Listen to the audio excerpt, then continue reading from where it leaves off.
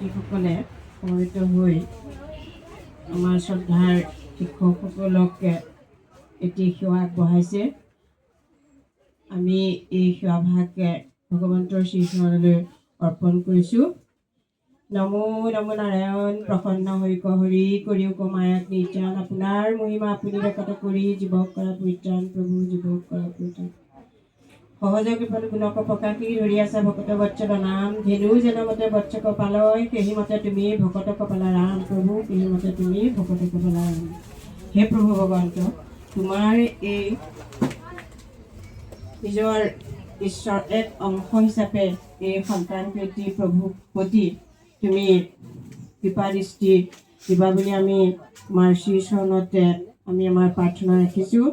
তেওঁলোকক ভগৱন্তই যাতে মংগল কৰে, সুস্বাস্থ্য প্ৰদান কৰে আৰু সুবুদ্ধি সৎ সাহস দি সৎ মনোভাৱেৰে আগবাঢ়ি যাবলৈ দিয়ক। এয়াই আমি ভগৱন্তৰ ওচৰত প্ৰাৰ্থনা ৰাখিছোঁ আৰু আমি অকণমান আৰ্থিক ধ্বনিৰে ভগৱন্তৰ শ্ৰীচৰণলৈ সেৱাভাগ অৰ্পণ কৰিছোঁ। কৃষ্ণ হৰি ৰাম কৃষ্ণ কৃষ্ণ হৈছে।